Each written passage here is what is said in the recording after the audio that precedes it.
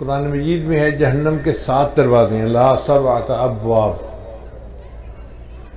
تو جو کلمہ ہے نا لا الہ الا اللہ محمد رسول اللہ، اس کے 7 الفاظ ہیں، لا الہ الا اللہ 4 ہو گئے، اور محمد رسول اللہ 3 وہ ہو گئے، تو 7 الفاظ بنتے ہیں۔ تو جہنم کے 7 دروازے ہیں، تو جو بندہ لا الہ الا اللہ محمد رسول اللہ پڑھ لیتا ہے اس کے لیے اللہ تعالیٰ جہنم کے 7 دروازوں کو بند فرما دیتے ہیں۔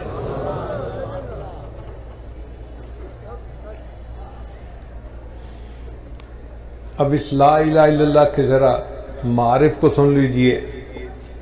لا الہ الا اللہ یہ مقصد زندگی ہے، اور محمد الرسول اللہ یہ طرز زندگی ہے۔ لا الہ الا اللہ یہ یقین کی دنیا ہے، اور محمد الرسول اللہ یہ عمل کی دنیا ہے۔ لا الہ الا اللہ یہ روحانی دنیا ہے، اور محمد الرسول اللہ یہ جسمانی دنیا ہے۔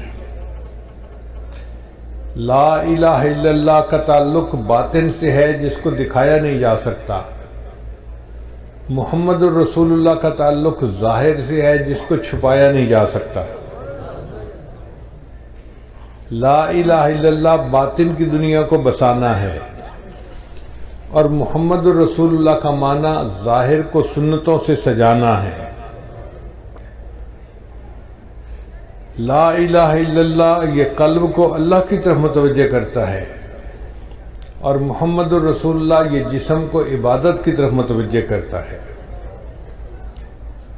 لا الہ الا اللہ میں ما سوا کا یقین دل سے نکل جائے، اور محمد الرسول اللہ کا مقصد ہے کہ ما سوا کے طریقے زندگی سے نکل جائیں۔ لا الہ الا اللہ کا معنی منشاء الہی پہ چلنا، اور محمد الرسول اللہ کا معنی منشاء نبوت کے اوپر چلنا۔ لا الہ الا اللہ اس میں جلال ہے، اور محمد الرسول اللہ اس میں جمال ہے۔ لا الہ الا اللہ میں احکامات الہی پر چلنے میں کامیابی کا یقین، اور محمد الرسول اللہ میں سنن نبی پر چلنے میں کامیابی کا یقین۔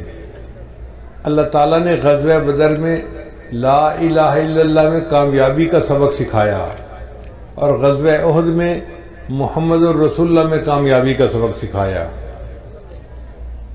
لا الہ الا اللہ یہ درخت کی جڑ کی مانند ہے، جڑ جتنی مضبوط ہوگی درخت اتنا مضبوط ہوگا، اور محمد رسول اللہ یہ درخت کی شاخوں کی مانند ہے، شاخیں جتنی زیادہ ہوتی ہیں پتے زیادہ ہوتے ہیں تو پھل بھی زیادہ ہوتا ہے اور اس کا سایہ بھی زیادہ ہوتا ہے۔ لا الہ الا اللہ یہ پاسپورٹ کی مانند ہے، اور محمد رسول اللہ یہ جنت کے ویزے کی مانند ہے۔ اب لا الہ الا اللہ میں اللہ کی ذات کا تعلق ہے، اور محمد رسول اللہ میں نبی علیہ السلام کی رسالت کا تعلق ہے۔ گویا 2 ہستیوں سے ہمارا واسطہ پڑا، ایک اللہ سے جو ارحم الراحمین ہے، اور ایک محمد الرسول اللہ سے جو رحمت للعالمین ہے۔ کسی شاعر نے کیا اچھی بات کہی، یا رب تو کریمی و رسول تو کریم، اے رب آپ بھی کریم ہیں اور آپ کے رسول صلی اللہ علیہ وسلم بھی کریم ہیں، صد شکر کے ہستیم میں آنے دو کریم۔ میں اللہ کا شکر ادا کرتا ہوں کہ میرا معاملہ 2 ہستیوں کے درمیان ہے جو دونوں کریم ہیں۔ اب اللہ تعالیٰ کے ارحم الراحمین ہونے کا ذرا نظارہ دیکھیے۔ اللہ رب العزت کی رحمت کے 2 نام ہیں، ایک ہے رحمان اور ایک ہے رحیم۔ تو طالب علم کے ذہن میں بات آتی ہے کہ 2 نام کیوں ہیں؟ اس کی ایک وجہ ہے، ایک ہوتا ہے بندے کا مالدار ہونا، یہ ایک الگ صفت ہے، اور ایک ہوتا ہے بندے کا سخی ہونا، یہ الگ صفت ہے۔ کئی دفعہ بندہ مالدار تو ہوتا ہے، سخی نہیں ہوتا تو مال کس کام کا۔ کئی بندہ سخی تو بڑا ہوتا ہے، پلے کچھ نہیں ہوتا تو اس کی سخاوت کس کام کی۔ مزہ تو تب ہے کہ مال بھی کثرت کے ساتھ ہو اور سخاوت بھی خوب ہو۔ تو رحیم کا جو نام ہے نا اللہ تعالیٰ کا، اس کا معنی ہے کہ اللہ تعالیٰ کی رحمت بے انتہا ہے، اور رحمان کا مطلب کہ اللہ کی رحمت خرچ بھی بے انتہا ہو رہی ہے۔ آپ دیکھیں اللہ وہ ذات ہے جس کی رحمت اپنوں پہ بھی دنیا میں خرچ ہو رہی ہے، پرایوں پہ بھی ہو رہی ہے، مومنوں پہ بھی ہو رہی ہے، کافروں پہ ہو رہی ہے۔ کافروں کو اولاد کون دیتا ہے؟ کافروں کو صحت کون دیتا ہے؟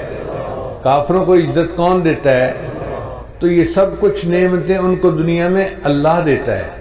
اللہ وہ ذات ہے جو رحمان ہے، جو وفاداروں کو بھی دنیا میں دیتا ہے، غداروں کو بھی دنیا میں دیتا ہے۔ اس کی رحمت کی انتہا دیکھیے کہ ہر کسی پر اس کی رحمت خرچ ہو رہی ہے۔ اس لیے یہ دو نام ہیں، رحمان اور رحیم۔ رحیم کا مطلب وہ ذات جس کی رحمت اتنی کہ کوئی اس کی انتہا ہی نہیں، اور رحمان کا مطلب وہ ذات کہ جس کی رحمت اپنے اور پرائے ہر ایک کے اوپر خرچ ہو رہی ہے۔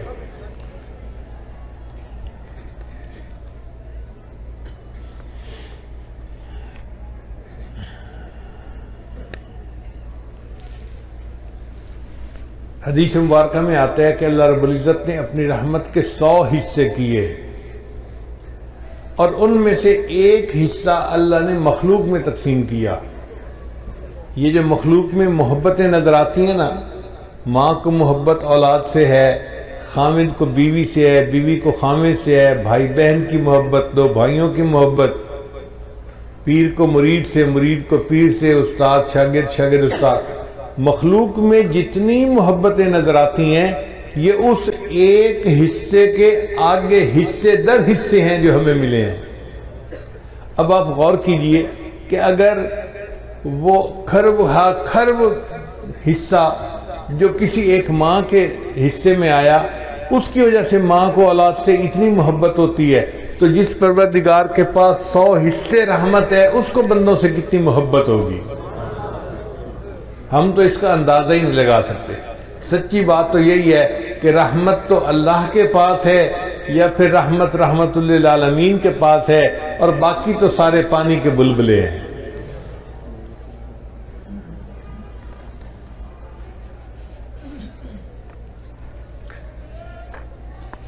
چنانچہ اللہ رب العزت نے اپنے پیارے حبیب صلی اللہ علیہ وسلم کی امت کے لیے دنیا میں ایسا نظام بنایا کہ چھوٹے چھوٹے بہانوں سے ان کے گناہوں کو معاف کرنا ہے۔ اب ذرا غور کیجئے کہ کوئی بندہ نیکی کا ارادہ کرتا ہے نا، ابھی نیکی کی نہیں ہے، صرف دل میں ارادہ کیا، مصمم ارادہ کیا، تو ارادہ کرنے پر فرشتہ ایک نیکی نامہ اعمال میں لکھ لیتا ہے۔ ابھی اس نے کچھ بھی نہیں کیا، لیکن چونکہ ارادہ کر لیا تو ارادہ کرنے پر اس کے لیے نیکی لکھ دی جاتی ہے، اور نیکی کا فرشتہ امیر ہے، اور جو گناہ لکھنے والا فرشتہ ہے وہ اس کا ماتحت ہے۔ اب یہی بندہ گناہ کا ارادہ کرے تو گناہ والا فرشتہ لکھ نہیں سکتا، کیوں؟ نیکی والا فرشتہ کہتا ہے بھی گناہ کیا تو نہیں نا، تمہیں کیا مسئلہ ہے، کیوں لکھ سکتے؟ گناہ کا ارادہ کرے تو نہیں لکھ سکتا، نیکی کا ارادہ کرے تو نیکی لکھی جاتی ہے۔ پھر ایک بندے نے گناہ کر لیا تو گناہ والا فرشتہ پوچھتا ہے اپنے افسر سے، میں لکھ لوں، اس نے تو گناہ کر لیا؟ وہ کہتا ہے یار تمہیں جلدی کیا ہے، تھوڑا ویٹ کرو، ہو سکتا ہے کہ یہ شرمندہ محسوس کرے اور توبہ کر لے اور گناہ لکھنے کا موقع ہی نہ آئے۔ 6 گھنٹے تک وہ انتظار کرواتا ہے۔ اگر بندہ گناہ کرنے کے 6 گھنٹے بعد تک بھی افسوس نہیں کرتا تو پھر اس کا گناہ لکھا جاتا ہے۔ لیکن جو ایک نیکی لکھتے نا فرشتہ، وہ کئی مرتبہ ایک نیکی کو 700 گنا تک بڑھا دیتا ہے۔ حدیث مبارکہ میں آتا ہے کہ جب کوئی بندہ سو جاتا ہے تو نیکی والا فرشتہ ایک نیکی کے بدلے میں 10 گناہوں کو مٹا دیتا ہے۔ اب سوچئے کہ ہم تو سو رہے ہیں، لیکن نیکی والا فرشتہ ایک نیکی کے بدلے 10 گناہوں کو مٹاتا چلا جا رہا ہے۔ تو کئی مرتبہ کوئی گناہ بچتا ہی نہیں، مومن نے نیکیاں اتنی کی ہوتی ہیں۔ حدیث مبارکہ میں آتا ہے، بخاری شریف کی روایت ہے کہ جس بندے نے دن میں 100 مرتبہ سبحان اللہ و بحمدہ پڑھ لیا، اللہ اس کے سب گناہوں کو معاف کر دیتے ہیں، اگرچہ اس کے گناہ سمندر کی جھاگ کے برابر کیوں نہ ہوں۔ اب بتائیے کتنا چھوٹا سا ذکر ہے، 100 مرتبہ یہ ذکر کرنے پر اللہ تعالیٰ بندے کے سب گناہوں کو معاف فرما دیتے ہیں، اگرچہ اس کے گناہ سمندر کی جھاگ کے برابر کیوں نہ ہوں۔